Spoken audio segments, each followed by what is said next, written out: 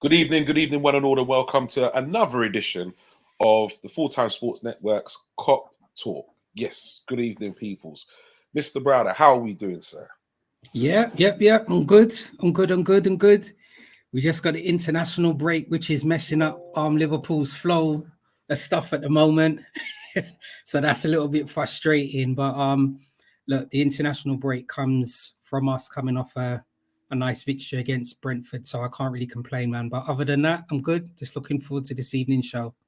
Don't you just hate the international break, though? Be honest, man. Be honest. Yeah, it makes no sense. I think for me, I get a little bit worried. I'm quite selfish, actually. I get worried because I just don't want any Liverpool players to get injured. Yeah. And it seems like that's a big thing for us, man. Yeah. Big thing for us, man. When the international breaks on, do you still watch the match of the day and all that when they? I don't know. Do you know? I'm going to be honest as well. I think there's something wrong with me because England are playing Malta tomorrow, aren't they? And even when the England games are on, I think I just watch the games for the sake of it. I don't like it's on, but it's in the background. Whereas, when I'm watching Liverpool or any other teams, then I'm kind of engaged. So I think I need to try and kind of tune in a little bit more. But yeah, I think it's one of those things that our squad's now so big with so many internationals that whether it's our first team players getting called up or our academy players, they're all involved. Yeah. So, yeah, I don't know.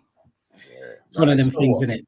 It's for me, you know what? Sometimes it's still football, so I can't help myself. I still have to watch it. I may not watch it at the same time. I may record it and go back and watch it another time. But whereas match of the day, I want to watch that ASAP. Do you understand? I need to watch that ASAP, man. But yeah, I'm hearing big shouts tonight that Egypt won 6-0 and Salah scored 4. Wow. Okay. Yeah. All right. While the person was posting the tweet, they put up that he scored a hat-trick and then they had to add to it and say, he's just scored another one, so let's make it 4. Wow. Okay. Oof. Yeah. That's good. I hope he saves some goals, You save it for City, innit? You better do, I tell you. Don't use them all out now. I'm going to say good evening and big shouts goes out to Billy Smith. Says, yep, sorry I ain't been in a while. Been a bit busy. I hope we are all well. Thank you, Billy. Yeah, we're good, man. It's true. Yeah, we ain't seen you in a hot minute, Bill. Yeah, I know. But it's funny how he comes back now. Chelsea have been involved in a big game, innit? All of a sudden he shows his face again. You know what I mean? What? I ain't gonna lie. That was a serious game, man. Yeah, it was. It was made for TV. Yeah. So neutrals.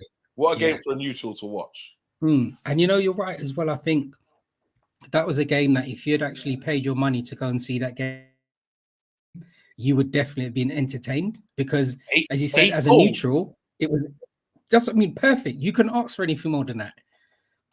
So yeah, watching it at home, it was good. Let alone actually being in the stadium, it must have been amazing.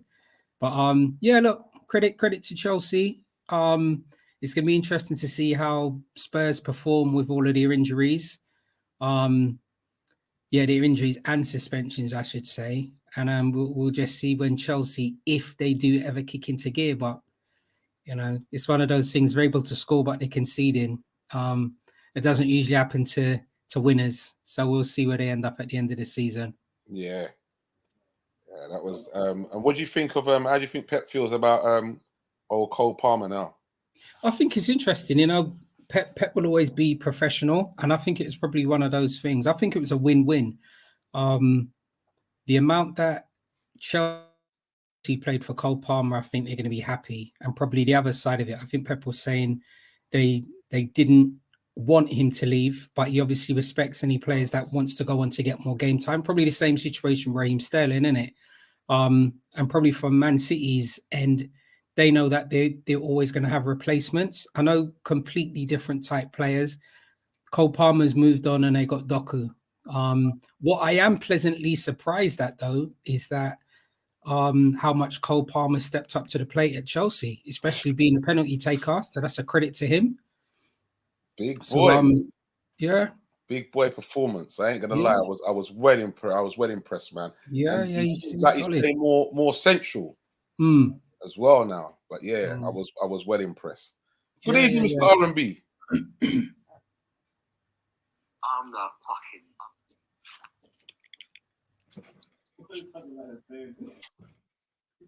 Hello, Tabrice. I can't hear you. We can hear you. We can hear you though. How's about if I? Can you understand that? You might have to sign out and come back in. Good evening, Motaz. He says, let's sell Salah. He only scores tap-ins. Are you crazy? Bro, tap-ins are still goals, bro. So if the man scores 45 or 50 tap-ins, you still want to sell him? That don't make no sense. That don't make no sense. Motaz goes on to say that then he will ghost against City. He says he will bet on that. Someone's coming to make trouble this evening. I'm telling you. Billy says that Cole Palmer and Sterling should be in the Euros. That'd be interesting, I think. And it was amazing too. Yeah, he did. We played well. He did play well, I must say. He did. And I think Gareth Southgate's learned that all from Liverpool, by the way, yeah? Just letting you know that. Isn't it? Gareth Southgate's squad's going to be massive now in terms of players, him being able to choose. But you're right, with Raheem Sterling and Cole Palmer getting into the equation, I think that's going to be quite interesting. So I don't think he's going to take Sterling. No, I don't. From what I can see, how he's picking his team, and he's left out Sterling, I don't think he's going to take Sterling. But I think if Sterling does rejoin, I think he'll just hit the floor running. Oh, yeah, of course. And Billy says the right thing. Sterling has been better than Rashford this season. Yeah. And that's without a doubt. It's not even close. It's not even close. Yeah. But yeah. Let's talk some Liverpool business anyway. Enough of these other teams, you know what I mean? these minion teams anyway. Let's talk some other business. I'm disappointed that what do you call it? Dr. Blake's not with us tonight, man, because I know this one would have sweeted him neatly. Yeah, he's mentioned this quite a few times on air. Yeah. And when I saw this bit of news, I was like, whoo, I know he's gonna love that. So an altogether more pressing dilemma for Klopp, however, is the future of Liverpool's left-back role. The position has been held down with authority and distinction for a good 7 seasons now by Andy Robertson, but the Scotland star will be 30 in March, has been injured of late, with his absence badly felt by the Reds. In recent 1-1 draw at Luton, Klopp opted to play right-sided centre-half Joe Gomez there, but his lack of left-footed limited Liverpool's options down the left and restricted their capabilities of going forwards, with Gomez constantly playing the ball inside and not really adept at bursting down the wing. So during Sunday's 3-0 win over Brentford, it was Tsimikas who got the nod.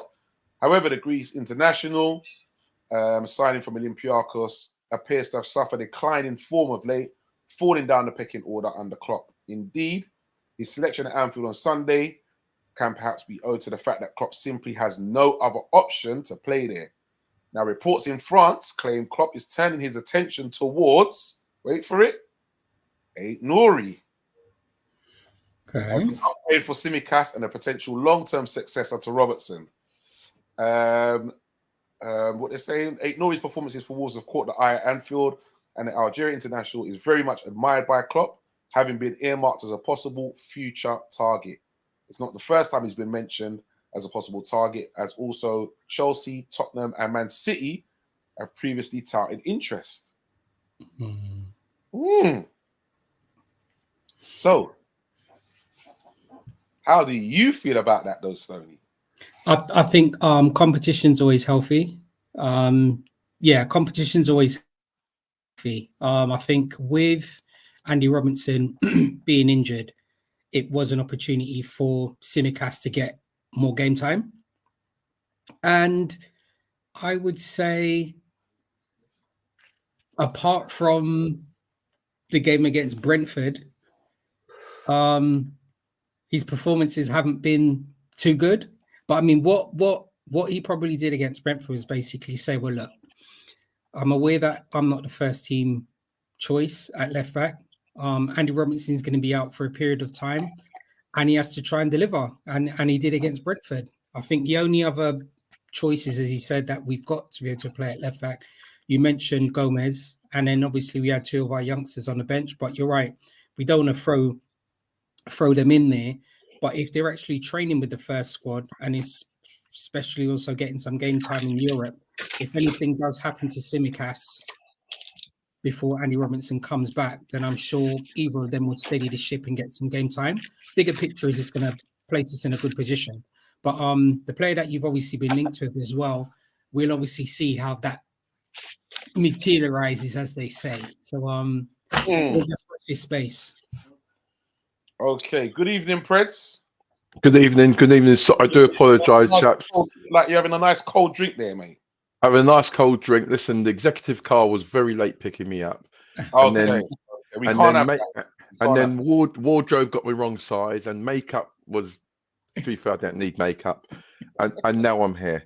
So Good evening, everybody. Good evening. Makeup? Were they working for Halloween? Oh, mate. Yeah, but when I got in there, I told them, you don't need no makeup on this boat race, mate. Come on. A bit of salt and pepper on there. Come on. Hold on. Oh, Tabriz, can you hear us now? Tabriz, boy, he looked like he's 21 to... I tell you. I don't know what's going on with his dial-up, though, mate. He's got 1990s dial-up, mate. I'm telling you. Yo, take the call down. There's an interesting little debate going on in here now with Motaz and Billy. This is good. Motaz is saying that we should sell Salah. Says, tell me one good thing Salah does except scoring tap-ins. I'm tired of him, bro. He is so overrated. I think Motaz is on a wind-up. He's got to be on a wind-up, bro. Oh, what you on about? He creates chances from nothing by himself. He is more of an inverted winger, but he is still class. Nah, Nunes is the one creating all the chances, not him. What? Motaz, no, seriously, Motaz. I don't understand what you're saying, bro. Can you hear us now, Tabriz? Can you hear me? Yeah. Yes, we can hear you. Yes, right. We can hear you. Get some, yo. I don't know what's going on. Get some headphones, man. So I can't see RT. I can just about see Stoney. I can't see Prez. And my screen. Oh, mate, you're missing out. Like, you're earphones you need, Bobby. Specsavers. You're missing out if you can't see me, son. Yeah. You know what? Honestly, Specsavers, bro. Mate, we can hear you, Tabriz. We can hear you. We can hear you and see you as well. So you know what? We can hear you. Just gonna carry on with the show, and then I'm gonna try and. Oh, cheers, mate. Okay. Yeah. Do something. Log into your neighbour's Wi-Fi. That's what he's doing now. My mouse is not working. I don't understand what Motaz is on about, because the goals that Salah scores for us, it's like, is he talking about tap-ins?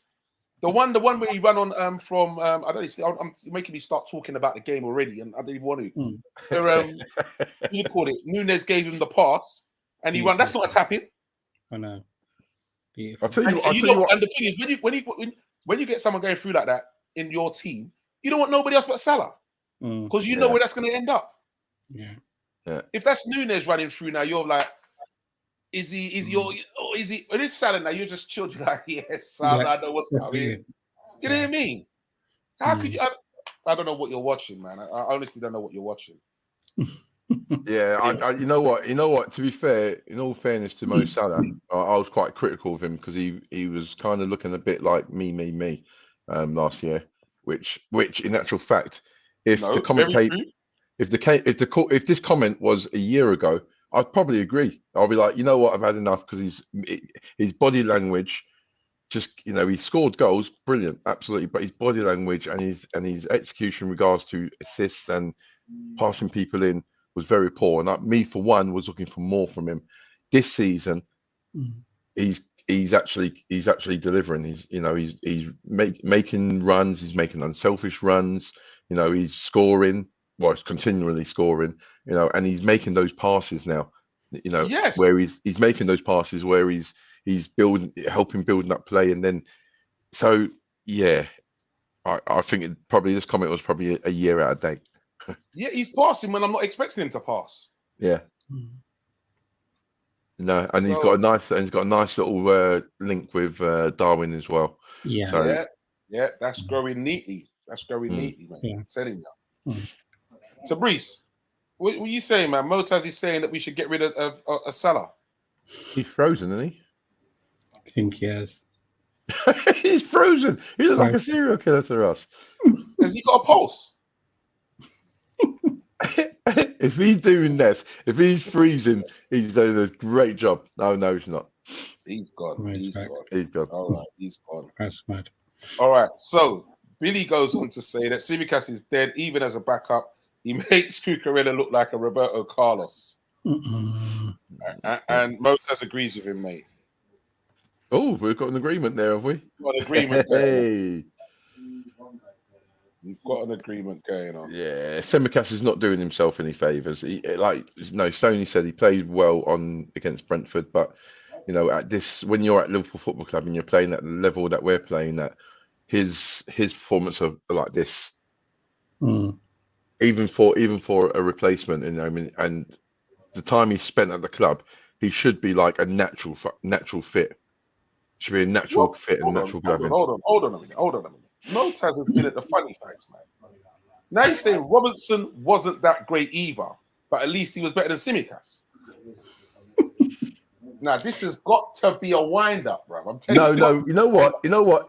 Because we're all about opinions and comments and stuff. We need some evidence. What evidence do we have that Robertson is not that great? Because that's the only way I would accept that particular comment. That's blasphemy, bro. I need some evidence. Because Robbo, come on. Thing is, if you sell Salah, you're dropping outside the top 4. The amount of goals he scored and creates is nuts. If we sell Salah, we could get Mbappe. Have you heard what Mbappe wants as wages, bro? Hey, we ain't getting Mbappe, bro. Forget that. No. He wants he wants house and land and everything, bro. I'm telling you. I wouldn't want Mbappe. He's an exceptional player, but he's not the package we need. What I would actually be quite frightened of is a situation with, as an example, what's happened with Neymar. Neymar's gone to the Saudi club for a lot of money, and unfortunately he's received that serious injury and he's not going to be able to play. That will be a situation that I wouldn't want Liverpool to place their situation in as well. You see what I mean? It's either Mbappe wants to come on a package that we can offer him, or he doesn't come. And I think currently the package we would offer him doesn't suit him. So wherever he goes, I wish him all the best. Billy says the same thing that you were saying as well. No, bro, Mbappe, chaos in the club. But, no way. Motaz goes on to say, still will get us goals and assists we need, even though he has a bit of an altitude problem. I think you mean attitude. Well, he doesn't like heights. That's why I don't score many headers.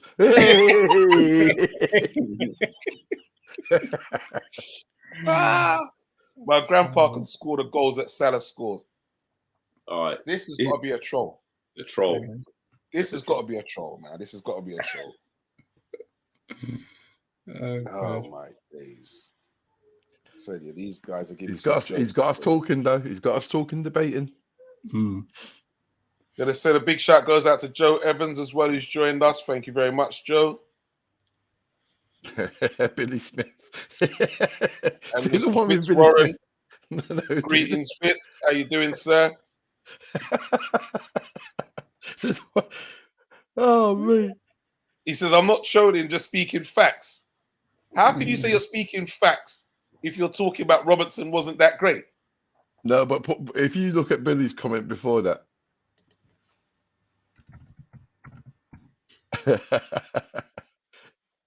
This ain't Korea mode, bro. You see what happens when you spend loads on a bunch of players. Look at Chelsea. So true. I did have a chuckle when I saw that on the sidebar. It's so true. Yeah, very true. Sign Mbappe, you need to offer him a vice chairman and $2 million a week.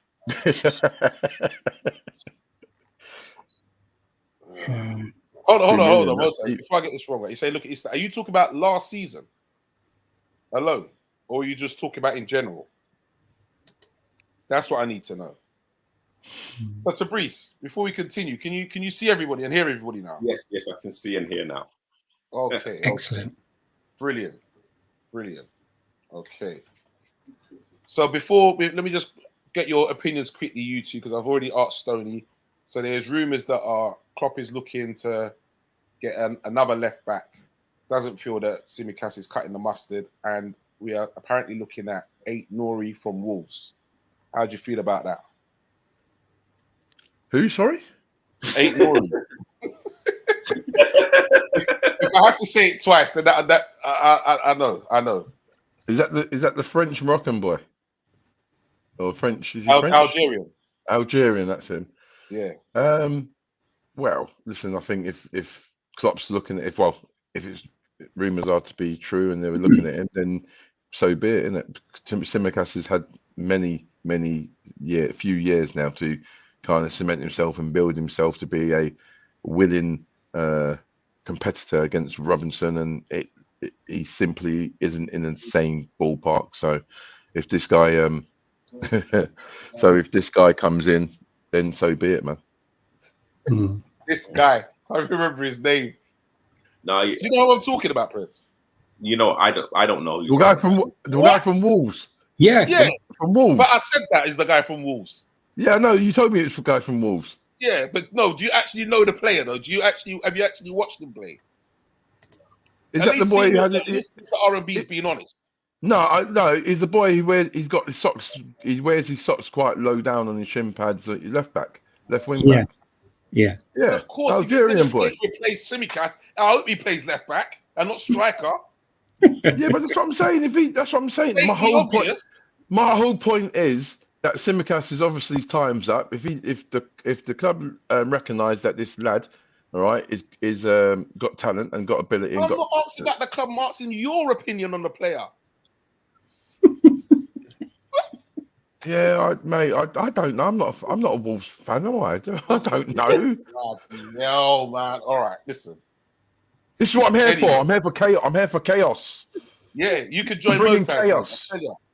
Flip me neck. One is bad enough tonight. You're not two, yeah.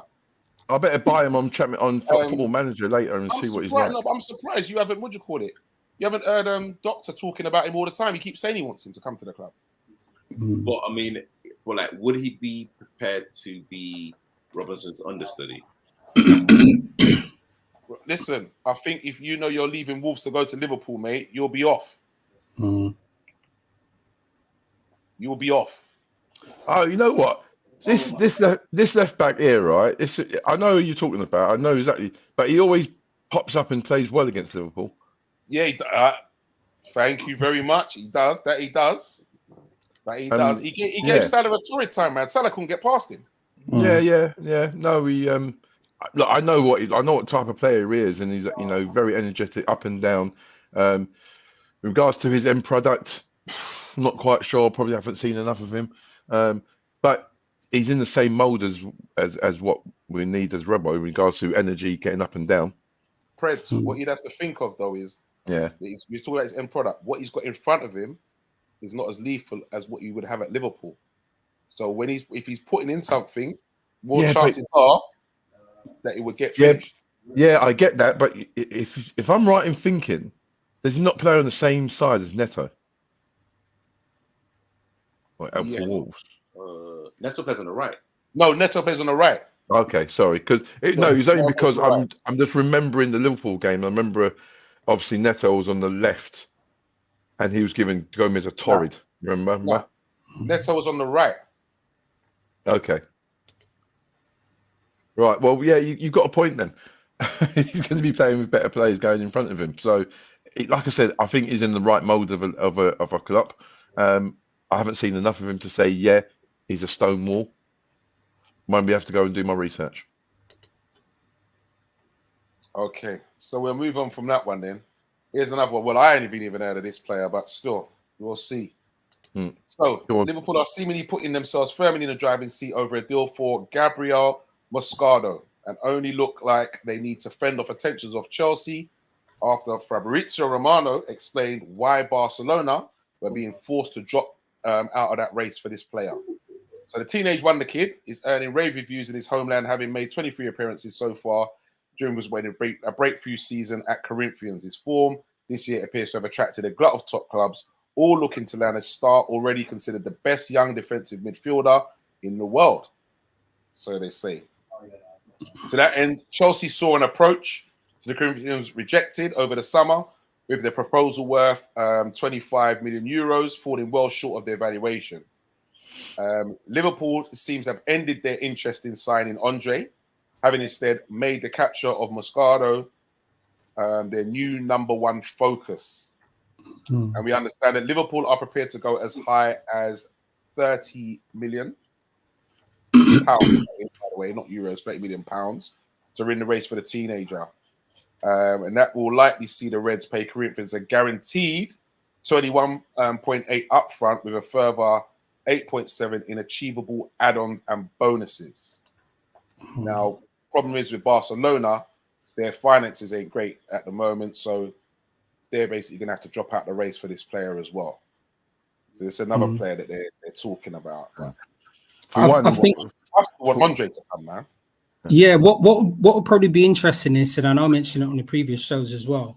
I think with Andre, it seemed everybody's now interested in this player, and rightly so. Yeah, probably one of the hiccups that I think teams are probably going to find, especially in the Premiership. And correct me on this, I thought that players still had to have a certain amount of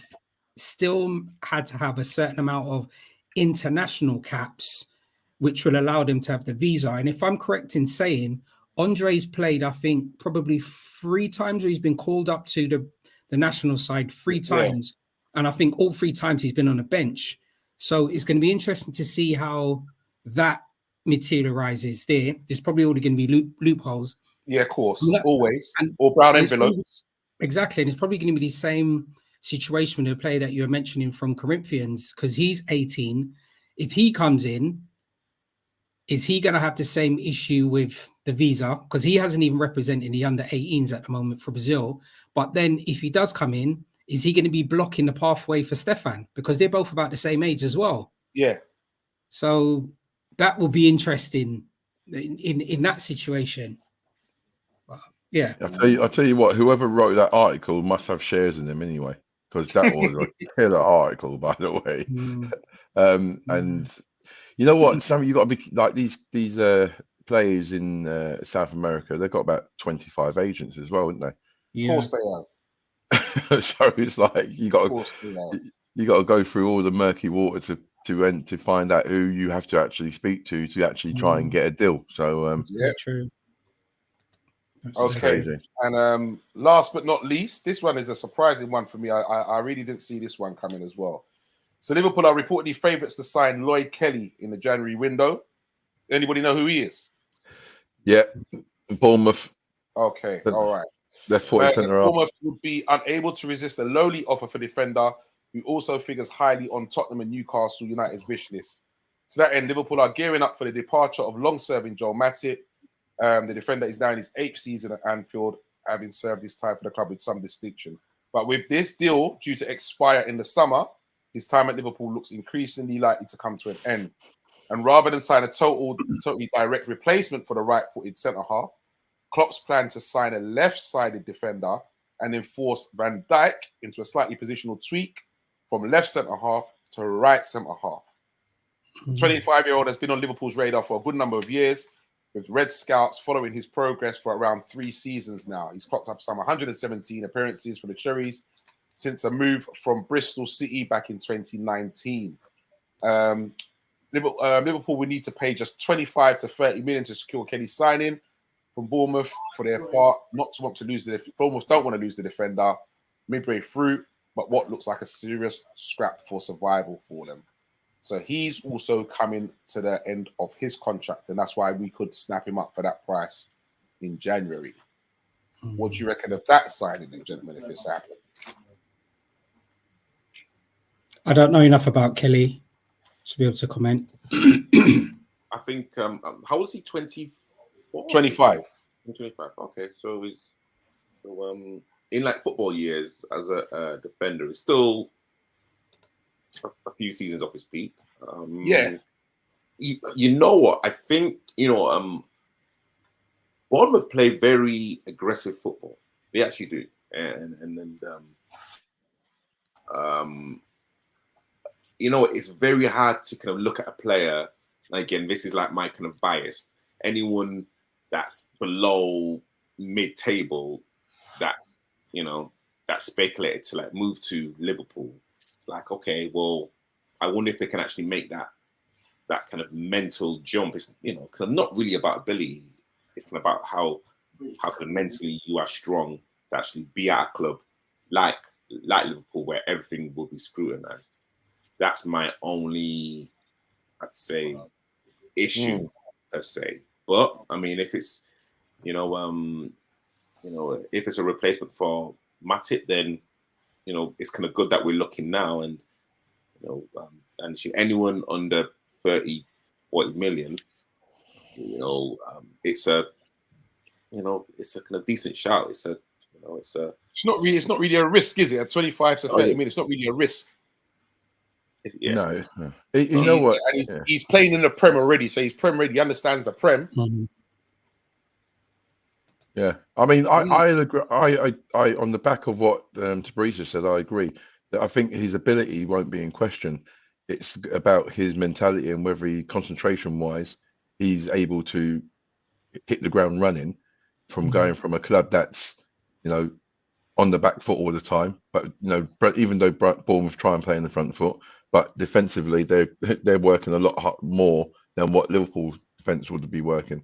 So I think that would be the only thing. But if 25, 30 mil for a lad who's played in the Bournemouth first team for many years, and I think Liverpool quite a few years ago were sniffing around him just before or just as he was getting into the Bournemouth first team. We were sniffing around there as well. So they've been after him for 3 seasons. They've been watching it. Yeah. But this is the thing. This is what winds me up. Like they've got network of players, network of scouts with network of players. And I know it's one of those where it's like, if there was a magic formula to say, right, that player is going to be a good player when they, when they get older, we'll snap them up. But I don't know why we don't. Like Lloyd Kelly's very good, and it's just a case of what was the possibility? Why didn't we pick him up 3 years ago? Was it a case of we wanted to see him develop and under someone else's stewardship and see if he survives, or was it not the right time? I don't know. It just that makes me kind of wonder. Why don't we go for these players who are potentially very good, but we don't get them? Like Jude Bellingham. Like everyone knew about Jude Bellingham at Birmingham City. Like, what I mean? Like Liverpool were after him, and then all of a sudden we're now putting in a last-ditch effort before he goes off to Dortmund. Like, why can't we not catch some of these talents, especially at home talents, early enough? But my thing is as well with that is, why would we want to get him? Because I'm not saying he's outstanding or world class at the moment, but we've got someone to me who looks like they've got the attributes to be world class in Jarrell Quansah for me. Oh yeah. So if Kelly then comes in, is Kelly going to be ahead of him and then blocking his progress? Well, I'd rather promote Quansah to be getting more games and snap up a youngster for like 5 million and get training him up to come through the ranks, or another one of our youngsters to come through the ranks, rather than going and lay out that money there. I'd rather we invest that money in a CDM for now, a serious central defensive midfielder. And I think if you get a centre half defensive midfielder, that will also obviously that's going to help our defense. Yeah, but if you get, I think my thinking is if you get that player in, say for instance in hindsight we get Kelly in, he's 25 years old. Now if you look across the board, if Matip does go, you've got the oldest player is Van Dijk, and then the next player is Gomez, and then you've got Saka, Salah. Salah, not Salah. In the back four, I mean. Oh, in the back four, yeah, as a defender. Konate, who is 24. Something about that, yeah. Yeah, and then you got Konza, who's 18, 19. So if you stick a 25-year-old, 26-year-old who's got Premiership experience in there, I mean, that there, you've got a defence that possibly will keep going for another 5, 6 seasons, even when VVD drops out and retires. So I think you've got that young back line there in regards to age. If you go and get another young player, when is he going to play? This is the thing. Good evening, Mr. VW. Nice to have you on board, sir. I tell you, a billion thing is still going at it in the comments there. Don't worry about them two. Let them crack on. They are going at it. I'm telling you. But yeah, that's who we're talking about now, Billy. Yeah, that centre back, Jarell Konza. That's who we're talking about now. He is good, man. He is good. He's the future. I'm telling you, he's the future. That boy. Nat, you can see the natural talent and his attitude is right as well. Cool and calm on the ball. Yeah, I'm loving it, mate. Reading the play well. Good pace. You know what I mean? Loving it, mate. Loving it. Long may it continue. Yeah, definitely. Okay, so we're going to move on from that now, and we're going to go to our 3-0 win at home to Brentford.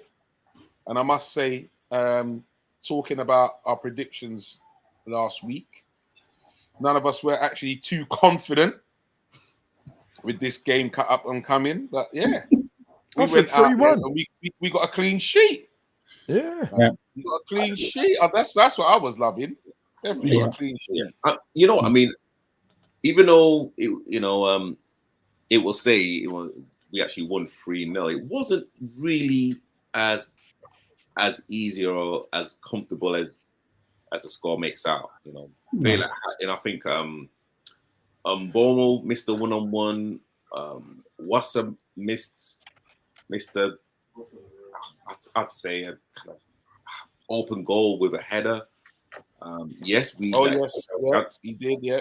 But it wasn't as easy. Well, in the first half, it wasn't that easy. I mean, second half, it was pretty comfortable. But I'm not gonna lie, I was surprised about the scoreline. I'm not gonna lie to you. Was you surprised at that scoreline, Slowly? No, I mean before. I think at the end of the last show, I was saying I think I was saying that it's gonna be 2-2. But remember, I never get predictions correct anyway. But I thought it was gonna be 2-2. But probably similar to what Tabrice was saying, it was a 3-0 game, but the score could have been different in lots of different ways for some of the reasons that Tabrice has mentioned, but also the other side of it. Even if you think in the first half, so Salah scored. Salah had the second opportunity in the first half where the ball flashed off his right foot and went over the post. I think there was the opportunity with Darwin Núñez as well. It was in the first half that was deemed offside as well in that first half. So we could easily have been like probably either 3-0 up or 3-1 up from the first half. And as you said, it probably the chances just seem to be quite similar in the second half as well. I don't know. Look, Brentford, we always knew was going to be a tough game for us to play against, even at home.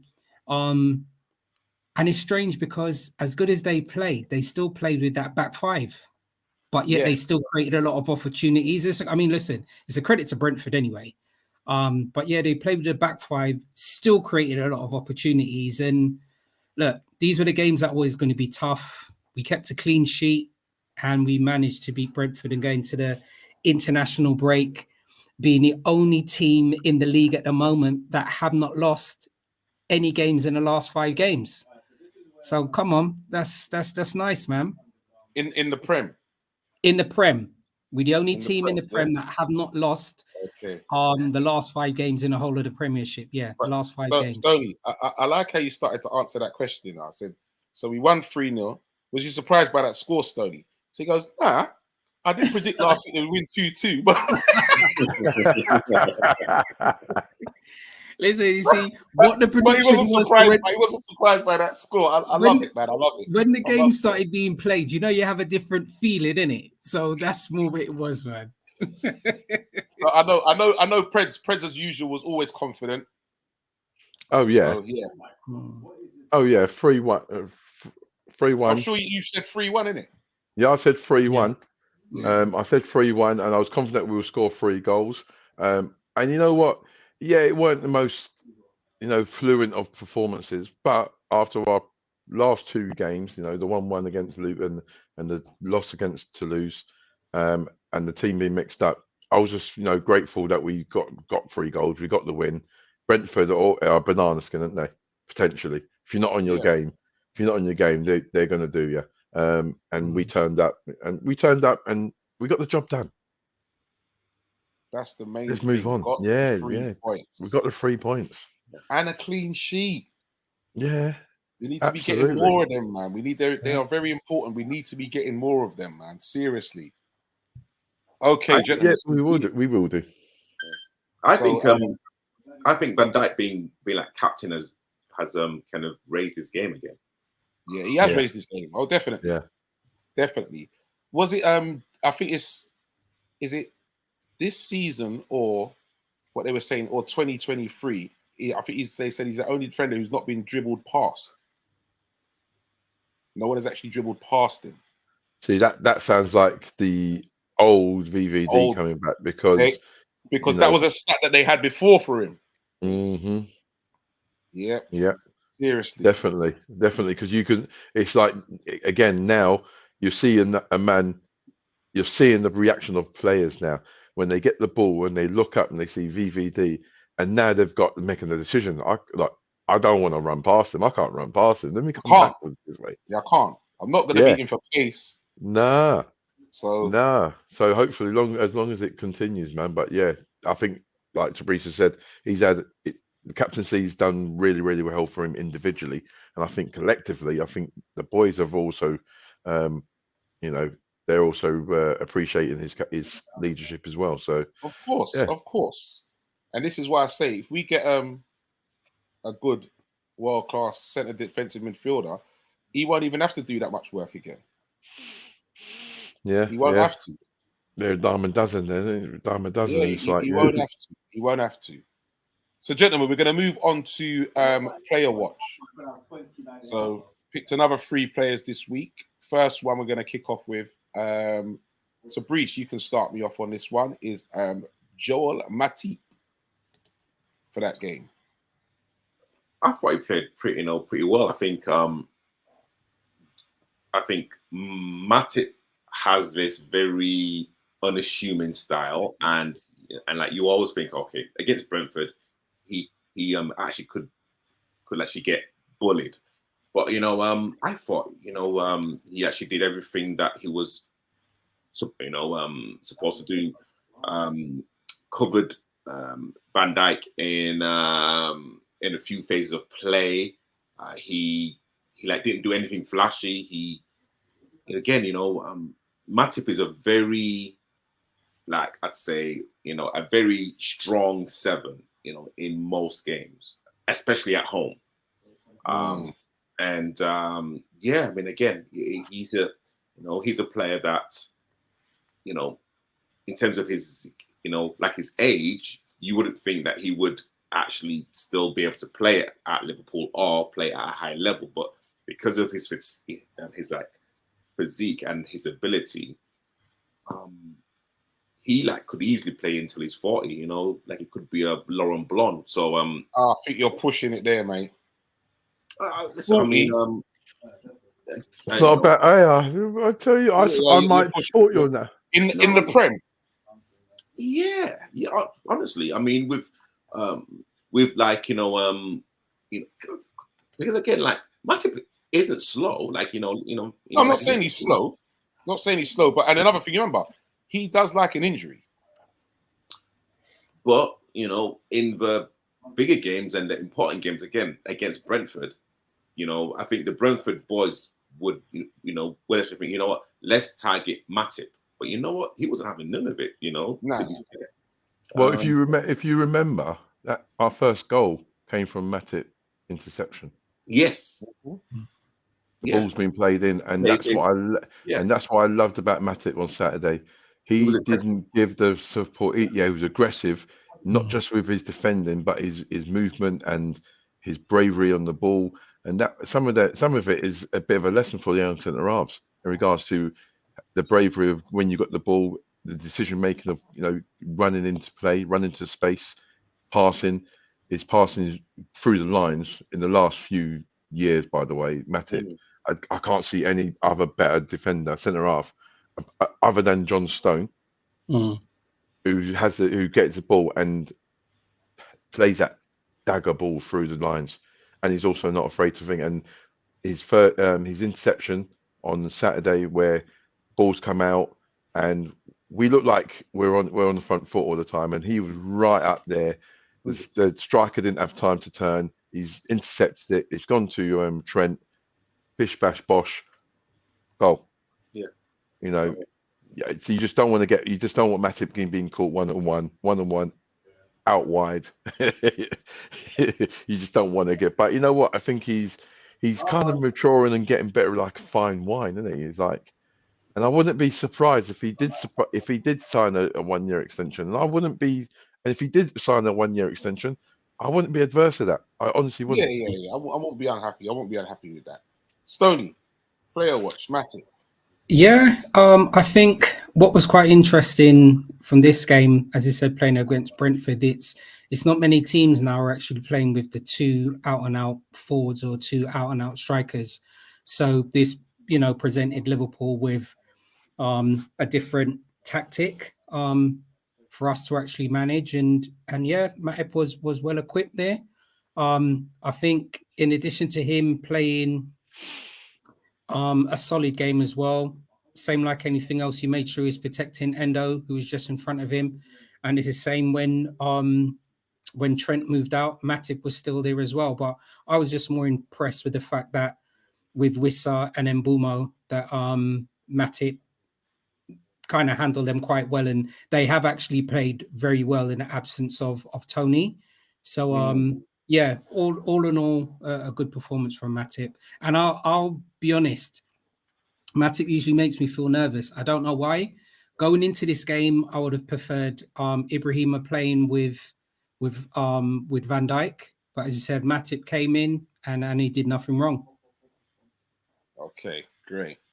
So marks out of 10 for Matip. Oh, for me, so I'd give him a 7. Okay, Preds. Yeah, I'll give. You know what? No, I'm going to give him an 8. Okay, I'm going to give him an 8. Tabriz?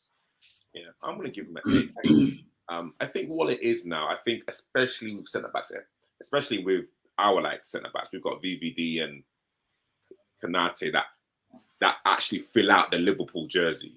It looks like he's wearing 2 or 3 sizes too big. You know what I'm saying? Like, it looks baggy everywhere. So you think, right, like, this man's skin and bone. But, like you in his first year at secondary school in the new place. I was just thinking that. You know what I mean? So literally looks can be deceiving. He'll go into it. So literally looks can be deceiving and like he kind of looks frail as a centre back. But again, like when it's kind of literally time to be aggressive and to kind of really set the pace, sometimes it's Matip that actually kind of gets like the whole team going. And again, exactly what Press says, literally breaking the lines with those kind of clear and kind of aggressive, passes. Like he gets us on the front foot. Yeah, he does. So out of 10, I'm a clean sheet, man. Come on, 8. Okay. Do you see some of the behind the scenes clips that they show, and I just love the relationship that it seems like Matip and VVD has.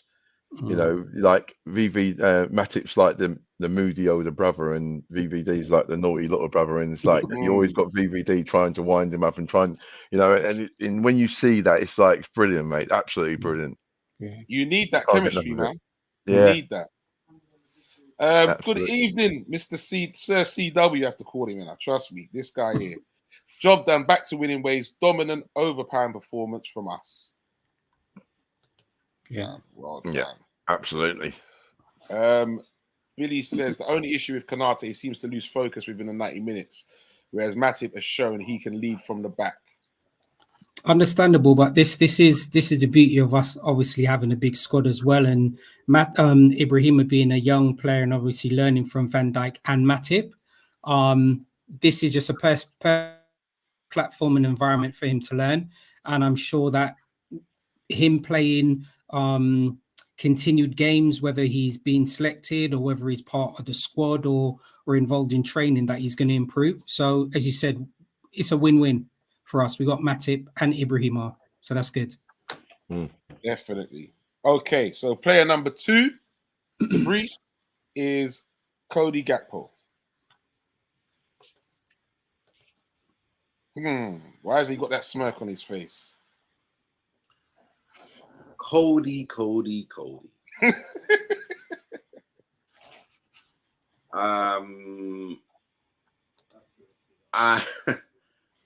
I thought he played well.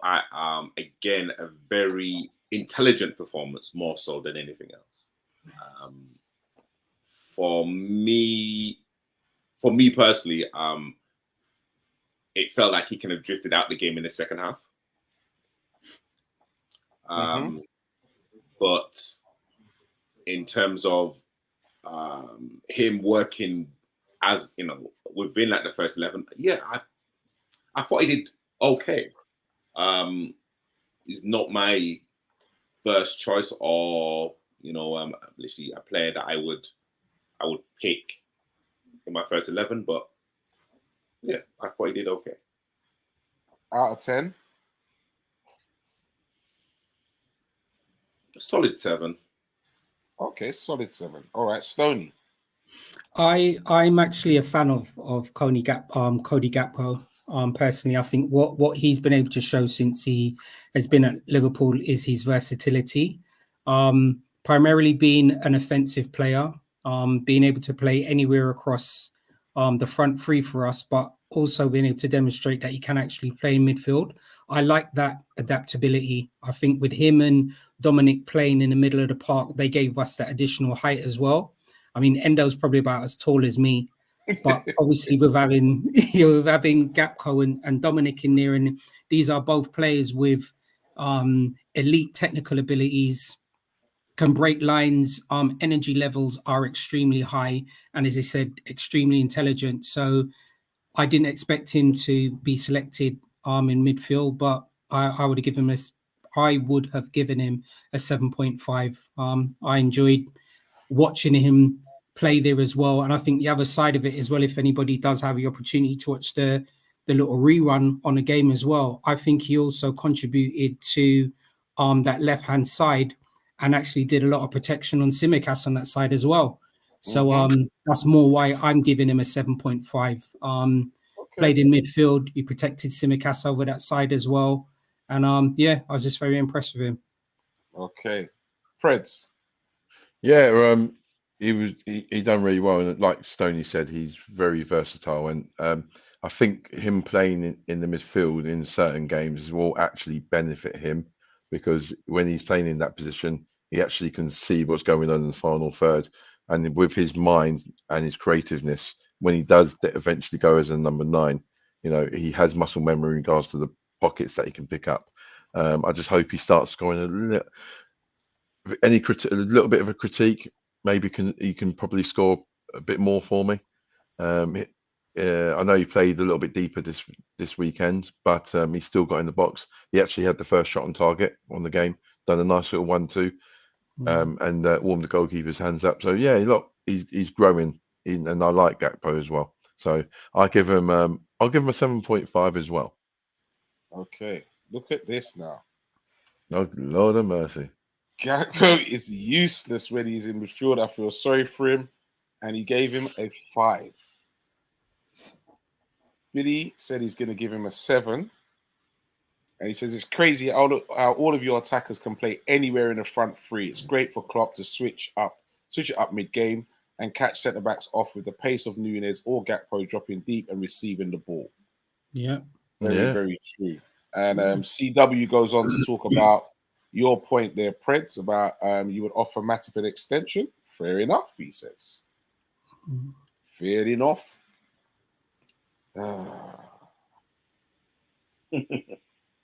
I think he's almost like a victim of his versatility. You know, he's almost like that Luis Enrique on like Prem manager that can play anywhere up front and anywhere in midfield. But yeah, I like him more as a centre forward. Bench Salah and start Gakpo every game. I mean, as you said, the beautiful thing we've always said is about opinions. With us having the squad that we currently have, there is no rush. I know Gakpo, 24, same age as Darwin Núñez. These are players that have come here to be developed under Klopp. They're players that have come to play at an elite and prestigious club. So these things are going to come in time. You know, I don't think he was prolific at he was at PSV Eindhoven, wasn't he? Yeah. So I think he probably got about, I think he was like a 1 in 3 player there. And if it's the same that he's got with us, then praise be. As I said, we're blessed with offensive players as well. So he looks like he's a young person who's willing to learn. He seems quite humble as well. So let's just embrace that. I think people get carried away with how he came onto the scene in regards to everyone kind of set up and saw Gakpo from the World Cup. From the early stages, in the group stages, he started like a house on fire. And I think people still got that kind of memory of him. But if you look at it, Gakpo's gone away, and obviously he's worked hard at his craft because he's then got to move to Liverpool. And now he's come to Liverpool, you can see that he's mentally intelligent, like football intelligence. His football IQ is high. It's up there. Yeah. When you're talking about football intelligence, he's there. Yeah. You know what I mean? And mate, I think when he starts getting goals, I think you're gonna Gakpo's just gonna he's just come out of his shell and he's just gonna explode. And you know, we've got a really good player on our hands. You know, imagine if Darwin had Gakpo's football IQ, it became. Yo, it would be a wrap. It would be a wrap. Yeah, it would be a wrap. 100%. 100%. Yeah, definitely. Moritaz is saying, be honest, you all would take Saka over Salah. I think it's one of these things. You know, we're probably going to keep going back to this. Salah's playing at Liverpool. He plays effectively at Liverpool. He plays effectively for his national team. Salah at the moment is what? Is he 31? 31? 31. 31? 31, yeah. So Salah's played over 300 games for Liverpool. Probably about, I don't think he's at 350 yet. I think it's probably about 320 games, something like that. Right? That period of time that Salah's been with us as a forward, maybe he's not an out-and-out striker, as a forward, he's scored nearly 200 goals for us in all competitions. What do you mean nearly? It's 200. 201. Cool. And then he's got 201. Yeah, brilliant. And then he's got all of those assists. All right. There are other highly decorated players globally in the world that people probably rave on about that can't come near Salah's stats. Can't come near Salah when it comes to numbers or what he does in and around a game. For me, Salah's here at the moment. We've all said it on numerous occasions. When he's ready to move on, he will be embraced. He's still going to go down as a legend for us. He's currently at Liverpool. He's currently playing effective for us, and he's putting in the numbers. I don't have a problem with it. Yeah. Don't have a problem with it one bit. 100%. Well put, Stoney. Well put. Okay. And last player on the player watch is Darwin Núñez. So to Brees. Of course, I've been quite critical of him, but he set up. Was it first goal, right? Yeah, first goal. I mean, and literally, both two are forming a decent partnership. And he had a goal offside, right? In the two as well. Two offside. Yeah. Which were correct as well. But again, he is getting in the right positions. You would think Constantly.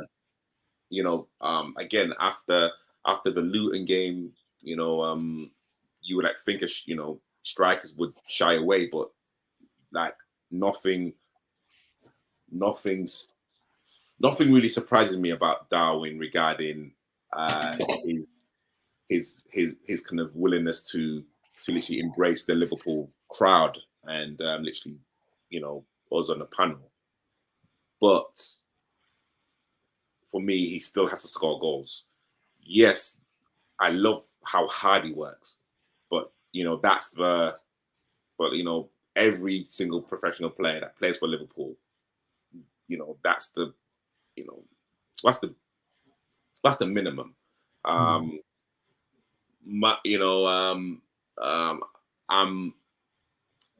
like still really kind of debating, is he going to be the player that's going to fire us into like the stratosphere in the next couple of years? But against Brentford, like he did well. I would give him again 7, purely on the assist and how hard he worked. No, I heard earlier on. I heard you saying like solid 7, but not a solid 7. Was it a shaky 7 for him? Yeah. Listen, I mean, you know what I mean. Anyone that has his type of mentality that just keeps on going and keeps plugging away, I have to commend that. Again, he's adored by like most Liverpool fans. However, when you're wearing a number, or literally being like the focal point of a kind of Liverpool team, in history, when we kind of look at the strikers that we've had,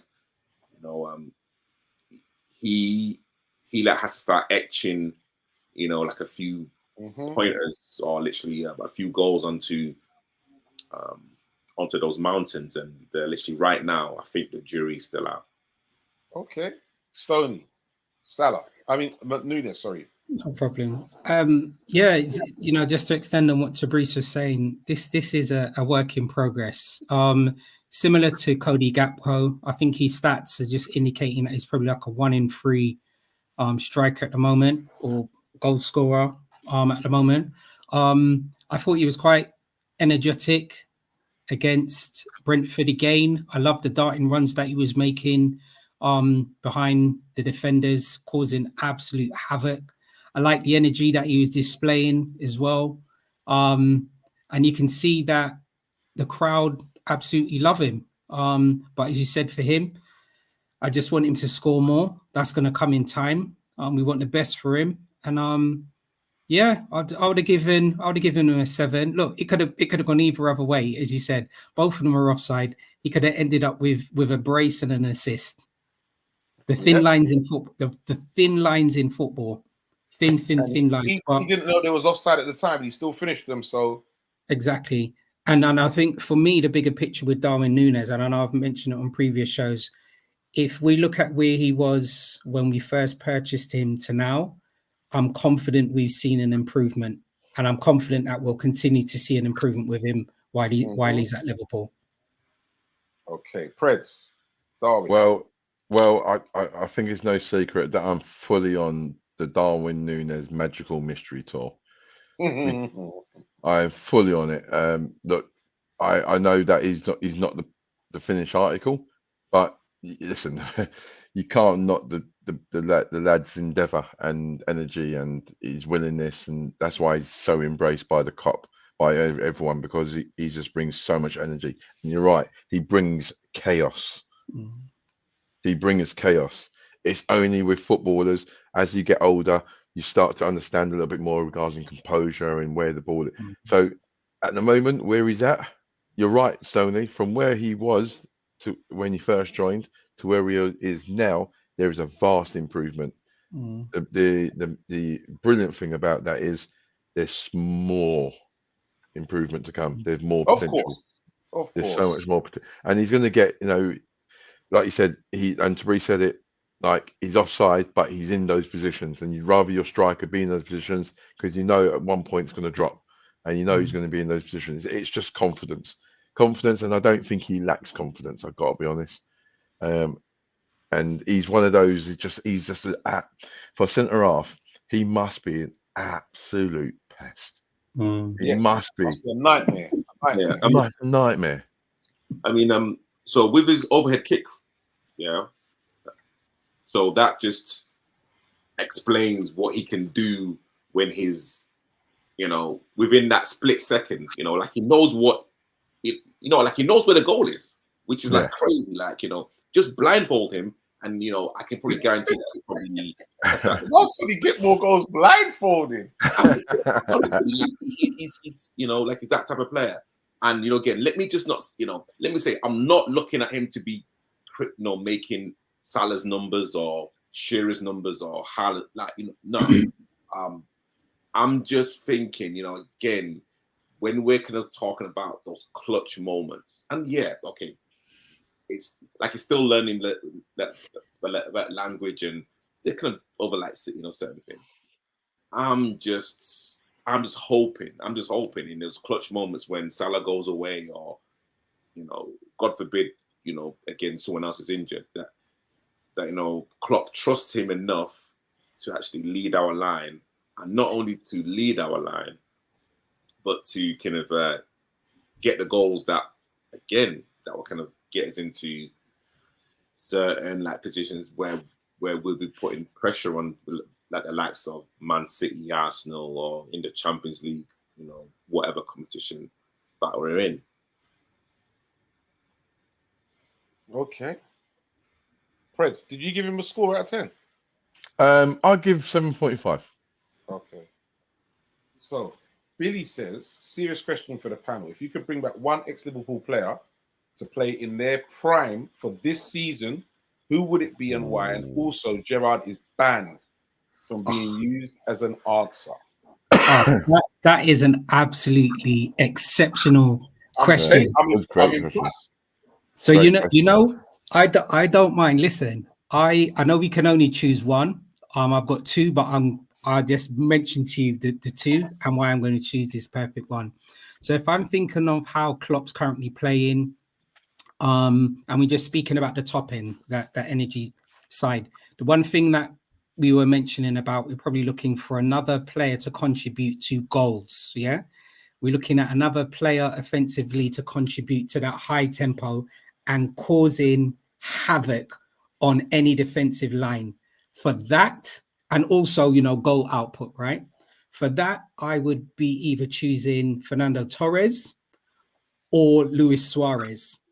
I think I'd be going for Luis Suarez, because I think if Luis Suarez was to play that number 9 in this team and contribute and add to Salah's goals and all of that high intensity running and everything, how Klopp's got us playing, would be frightening. So for me, it will be Luis Suarez. Well, Taz agrees there. He said I would take Suarez. He was a machine. Okay, Preds, who would you take? Ooh.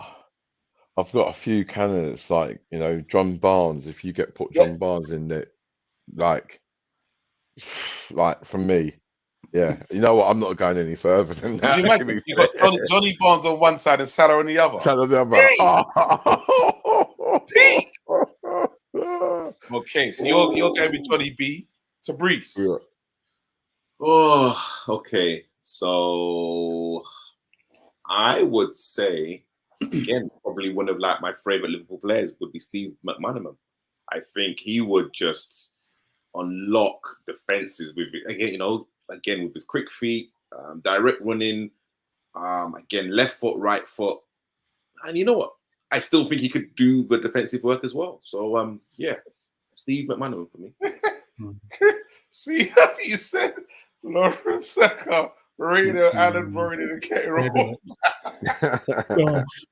Can you imagine? Oh, that's some names, man. That's some names. Oh, that is some names. Hey, that's another good shout, though, Billy. Yeah. Yeah, you know what? Shout, Yeah. He's That's another true. good shout, mate. That is That's a another great good shout. That's a Yeah. great. That's it. You know what, Yeah. Billy? Just come over, bruv. Just He come was, over. That's he what was we're in it. I'm saying. telling you, Just give come up the over. blue and swap it for the red, man. I'm telling Yeah, you. man. Change the colours, He man. was another one of my faves, man. I ain't gonna lie, Zabby, man. Yeah. I ain't gonna lie. Yeah. Can't It lie, took us seriously. It took us years to actually replace him. You know. know. CW says, yeah, referee got the offsides right, but that's it. Tierney was still a clown during the game. And he went earlier on, he said that he was shocked that we won a game with Tierney refereeing the game. Not one of our favourites. Yeah. Mr. CW says, one of Mascherano, Alonso, Lucas Leiva, because we lack a DM. Lucas. Okay. Yeah, I know. Mascherano. He came back last week, didn't he? He Yeah. done a surprise, a little appearance at Anfield Yeah, on half Saturday. Yeah, Mm. he did. Yeah, he did. But yeah, I think it was just overall a lot of performances from the Brentford game. I thought, one of the other plus points from the Brentford game as well was our bench, and I was quite impressed with that. If we're looking forward to the future at Liverpool, we know we've got European games as well. But yeah, I liked our bench. It was nice that Jarrell managed to get. I know it was only like a blink. He would have got a nice little match bonus. But we had another one of our young players coming as well at the same time. Was it James McConnell? I think he came on really young as well, 18 from our academy. Yes. But even if you look at our bench, Ben Doik was on there. I know he didn't come on. Same thing I mentioned at the beginning of the show when we were speaking about the issue with Tsimikas. So Luke Chambers was still training with the first team, made the bench. Same thing with Scallion as well. And didn't we have one of our young 16-year-olds there, Trey, was on the bench as well? Oh, really? 16 as well. So yeah, I understand that he hasn't come on. I think he plays in midfield. He used to play for the Leicester Academy. But if we're looking at these young players gaining experience from seeing what it feels like being at Anfield on a match day, and getting that taste of what it feels like to be in the first team, that can only also be a plus point for us. So yeah, that was the other side of the game that I actually liked. If you imagine it, right, 16 years old and you're being brought in for the first team at Liverpool, and you're on the could you imagine? No. You must be sitting there in awe, like when you walk into the dressing room and you see all these guys around you. It's like, yeah, but that kid must have something. Yeah, some talent. Yeah, to be 16. Mate, that's what dreams are made of, mate. I'll be dreaming about that now when I'm 47 years old. hey, Billy, you was doing well. Don't spoil it.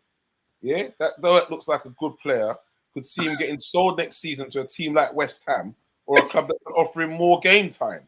God, bro, he's at the right club. He's at the right club. He's not going nowhere. Yeah. Yeah, we might give him. He can have a little loan. I don't mind that, but we're not selling him just yet. Yeah, Klopp likes him, man. Yeah, he's promising, mate. Klopp likes him. Says we need Henderson back in his prime. I think Henderson's happy playing in front of 500 players, 500 fans at the moment, so he's all right. Hendo's cool, man. Now we're seeing the Chelsea Billy come out now, haven't we? Yeah. Chris says more names that are banned: Borinin, Ngog, Aquilani, Konteski, Mingale, Doni. Wow. Yeah, you missed Traore as well. Yeah. Oh my days! Wow. And you missed El Hadju. It's another one. Yeah. Wow. Yeah, there's a few more in there, Matt. Can you believe there's so many rascals? Yeah, Julian Dix, another one. Yeah. Remember when we bought David Speedy? Yeah, from Mr. Everton. Oh my days! Yeah, we've had some woeful players over the years. Absolutely woeful. David Speedy. David Speedy was all right for a period of Kerry Dixon, but then Kerry Dixon and David Speedy. Yeah, but we bought David Speedy. Big man, little man. Yeah, Oh, mate. It might have been the Scottish connection, isn't it? Because King Kenny Just so was you there. know that that was Brentford's heaviest defeat since October 2022. Wow. And that's when they lost 4-0 to Aston Villa. Wow. Okay. It's been their heaviest defeat in a minute still. So They went on their way to establishing themselves as a Premiership football team. Oh, definitely. Yeah, Definitely. mate. No two ways about it. You can't help but like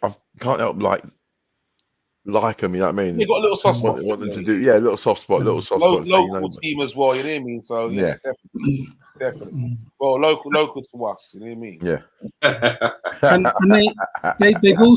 they've also showed, and as I said, they've also showed how they've been able to adapt offensively without Tony. Yes. We don't know what's going to happen when January comes back or what's going to happen at the end of the season. So if they're forced to sell him, then they're obviously shown that they're still equipped, as you said, to be in the Premiership and play effectively. So we still don't know what's going to happen with Tony when he comes back. Why are you looking like a naughty school child, man?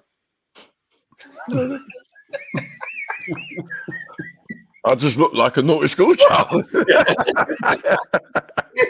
know, you hear the rustling, and you know you see the hand going. You know what? Like, you know what? I've done some paper. The man used to.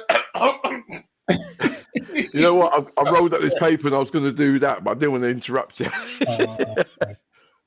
I'll do it now. Oh, missed. See? Leave it alone, man. Stick to footy, mate. I will do, mate. Yes. So, very interesting, gentlemen. So before we go, wrap this up. It's our predictions for the big one, man. The big one. To Breeze, when we come back from the international break, Liverpool, Man City, man. It's the big one. You know what? Man City have showed Chelsea hopefully have given the blueprint to everyone, if you actually look at the Chelsea game, how to beat Man City. But they didn't beat them. What? Had to compete with them. You know, I mean, again, it was an entertaining game, but hey. Hell yeah. Listen, you know what? Again, it could swing either way. International break, again, one of the first teams. What is it? Half 12 kickoff again? Yeah. Keep doing it to us, man. Keep doing That's it. Nuts. Listen, I mean, okay, so I mean, it's definitely going to be the stiffest test. Like the back five, including Alisson. Actually, just Liverpool in general. But again, if we can keep Haaland quiet, and again, I think the only player that's scaring me is Doku. He looks like a problem. So I think Trent. I mean, because he could have no one players left. So Trent's got to be on his A game and also get the support. But I'm actually looking at a Liverpool win. I think I got a feeling that Szoboszlai is gonna pop up with a goal or two. Like for some reason, I'm just kind of looking at a Liverpool win. I'm gonna get down the bookies and put someone on that, mate. If you've got that feeling in your waters, mate, don't let it pass you by. 2-1. 2-1. Okay. Stoney. I think it's going to be 2-2. I think Man City have shown that even though they're top of the league at the moment, they concede. I think they're conceding every single game anyway. And to an extent, we've been conceding most games, bar this Brentford game. So both teams are going to get breached. I think it's going to be 2-2. And the draw will be good for both of us as well. Still keeps us up near there because we know Arsenal and everybody else below us are going to mess up on their points. So yeah, 2-2. Jesus Christ.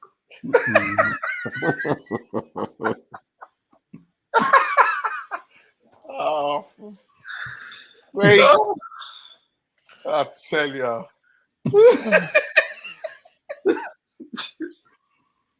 Wow. I'm actually crying. There's not many comments that brings the panel to silence. I'm actually crying. I don't even want to read it. It's going to be even worse.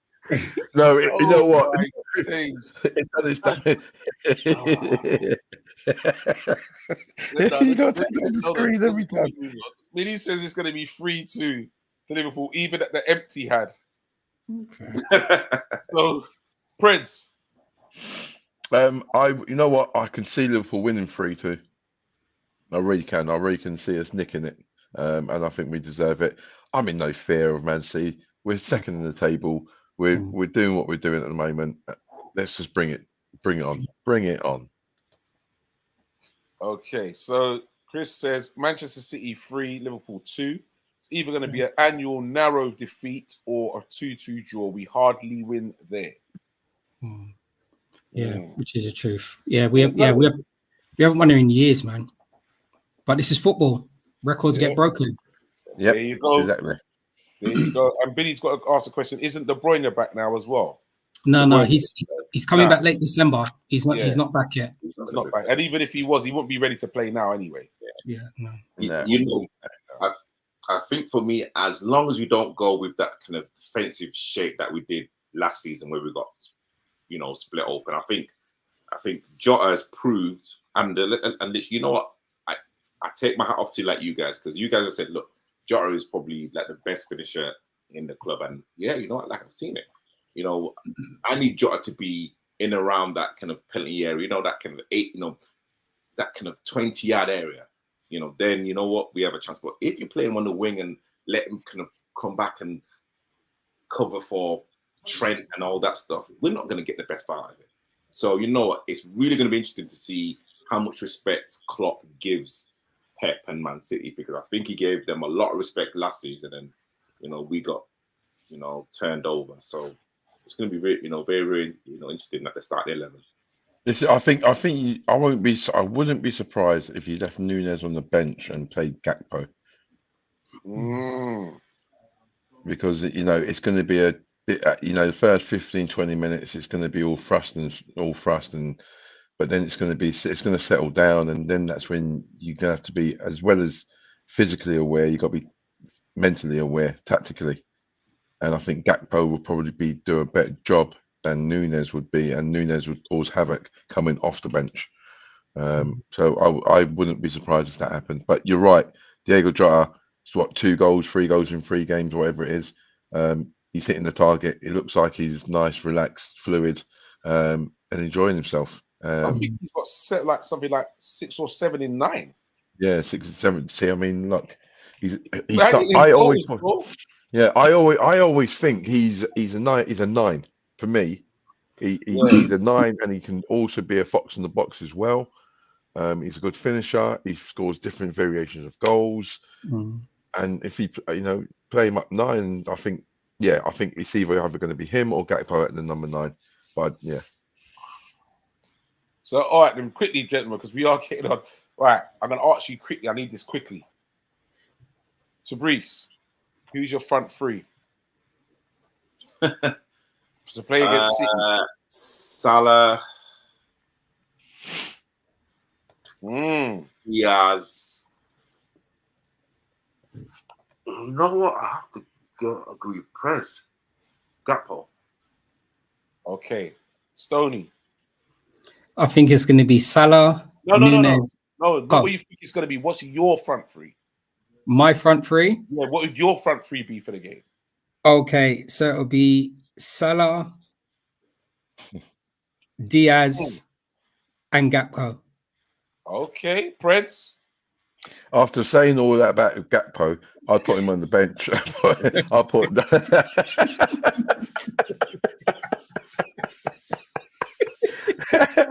Because I would put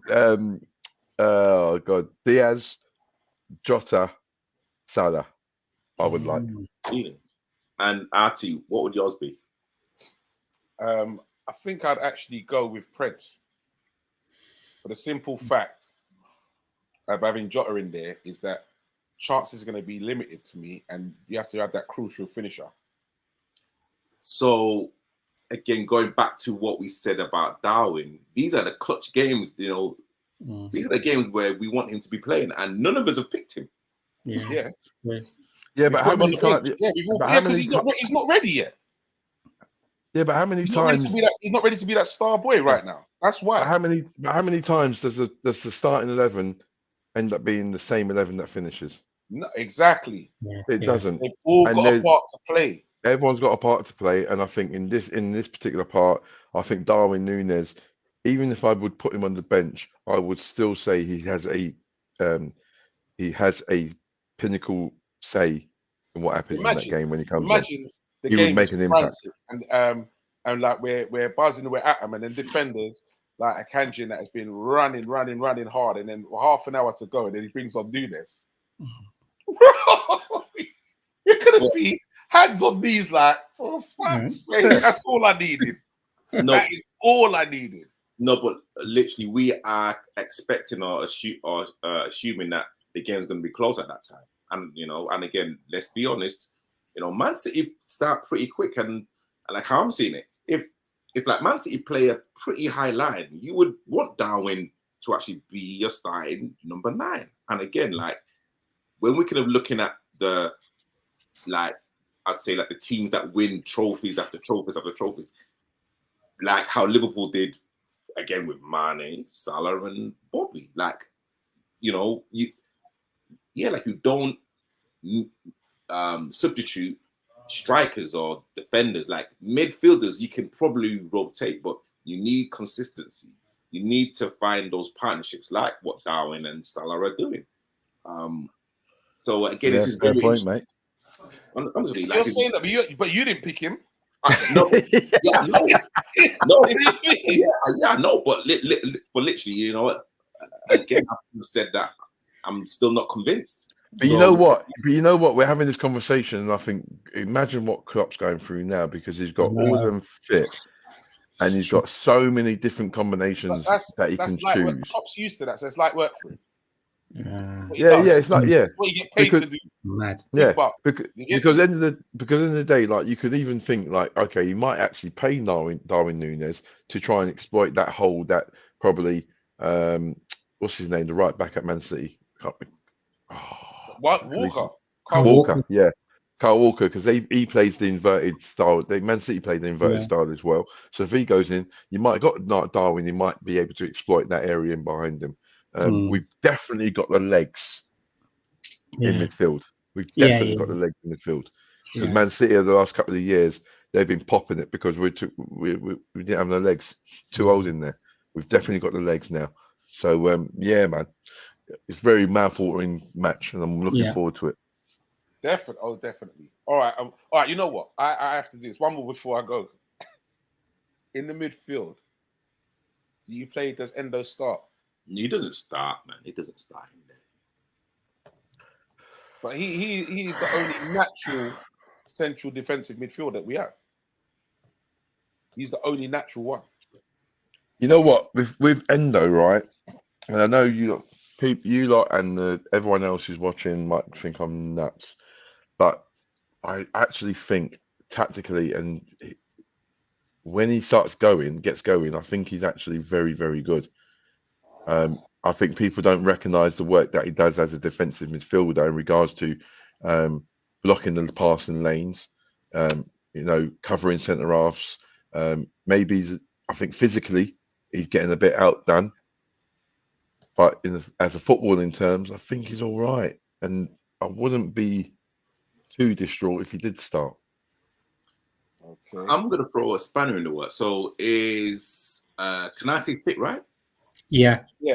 So I play VVD, Konate, and let you put Matip as that defensive midfielder, because I think he could do a job there.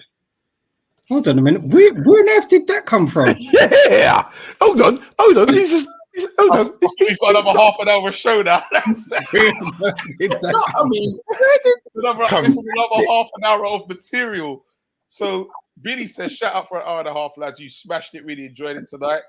Okay. Thank you very much. I'll tell you what he said is a duff moment. I'm telling you, we have to leave that till next week. Abdul Rahim says, hi Lee, study brother Jabrice and Preds. How you all doing? Many thanks.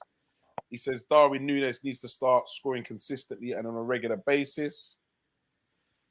Do you know what? No, I know what Therese is saying because what do you call it? The reason he's saying that is because Matip is a footballer as well. He's a baller. Yeah. He can play ball. He reads the game. He knows what it takes to defend. So I can see where he's coming from. Yeah, but he hasn't got the. Imagine that, and he'd be tops in the air as well. Yeah, but he hasn't got the footwork in regards to the intricate play when they go in, when they put the ball out, put the ball back in, like, but Silva, like, nah. I can hear what you're saying. I don't know about that. You not hear what I just said. I started off with he's a baller. He can play ball. Yeah, but he can also be played ball round. I don't know. Like he will be. You have to remember, not if you're reading the game, bro. Remember, I keep saying this, and it's like you don't listen. Pace is just an advantage. If you can read the game, listen, Matip is a big ass guy who's a 30 plus centre half. He ain't got no interest in playing in that in there. He's got no interest in going in there. And if it was, I think that would be something. And don't get me wrong, we're not part of the coaching and training camp with Liverpool, but I think that's something that they probably would have been having him involved in it. And if that was the case, then Matip probably would have moved up to midfield, and we probably wouldn't have had to purchase Endo if that was an option for us. But for now, I think this 32-year-old can remain at the centre back. It's fine when he wants to step up and dribble past a couple of players and get back defensively, but I don't want him in there. Not in this Man City game. He could play there and end up being a 9, and we all love it and we salivate over it. He could end up playing in there and get a 1 and get roasted, and then we just vex at what Klopp's trying to do. So let the brothers stay back. To Reece. Yeah. Okay. You know what? Let me just kind of attack you. Hold on. Didn't Alisson score a header like Alan Shearer? How he just hold on. So Brees gonna say Alisson is a midfielder next week because he's good with his feet. He's tall and keeps up with a error every now and again. You know what? Billy's on the top of the grass, just because he got a draw against. Yeah, keep on talking, Billy, bro. All I'm saying, I don't mind tweaks, but I think that will be too much of a heavy tweak at this stage, and I think more so against the team that we're playing against. So, yeah, I can't envisage it, but hey, look, what do I know? So, would let you guys play Simicast or Gomez out left? At the moment, Gomez. Oh. Well, Simicast got a couple of assists the other day as well, and he was involved in a clean sheet. Simicast for me. I think that's because he's naturally left-footed.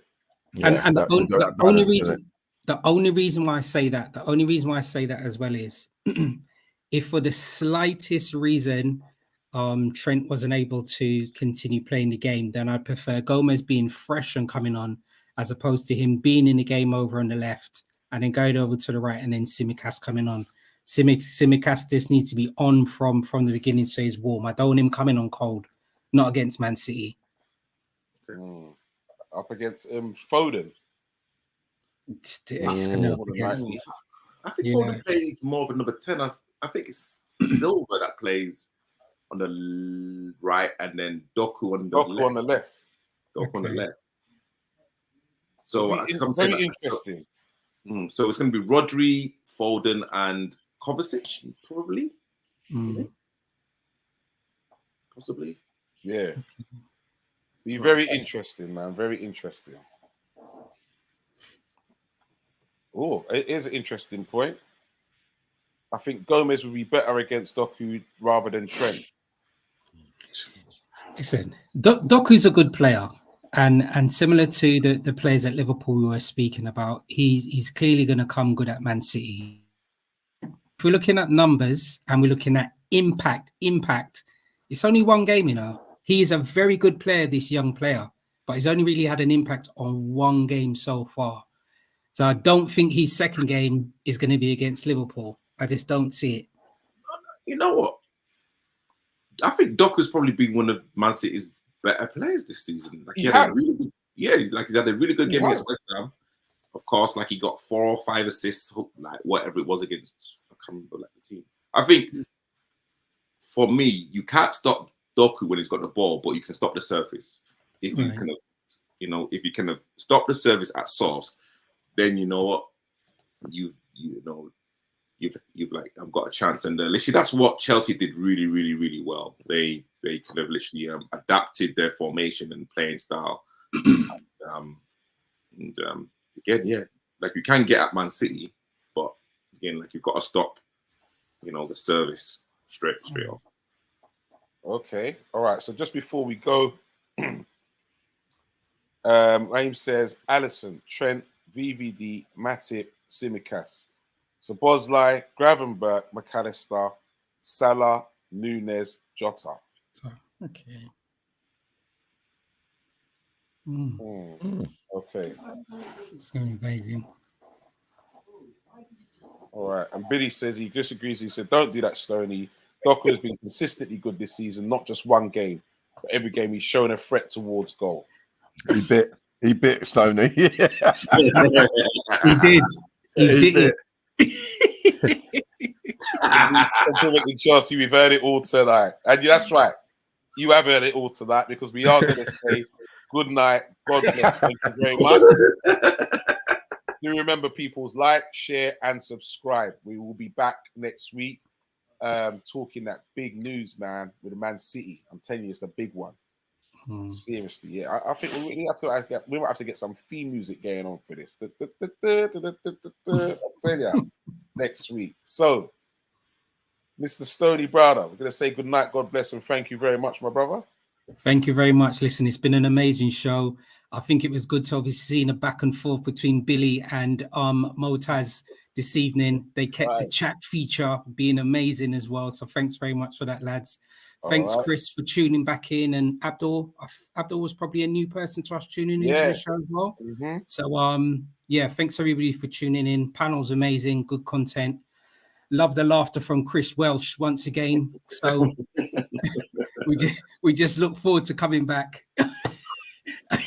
and we'll just do our show after the Man City game. Freds, God bless, my brother. Thank you very much. Yeah, thank you very much, host of the most. It's been a pleasure. And whatever Stone, I agree with exactly what Stoney said. So, Brees, Mr. R&B, eventually we got your seeing all and hearing all, you know what I mean? Yeah, I feel like I'm just embedding myself now. I've had 2 consecutive starts. Hopefully I'll be in like for the hat trick, and hopefully I'm man of the match performance. Well, what can we say? Hey, what can we say? Peoples, do remember, all about next week. Tell a friend to tell a friend.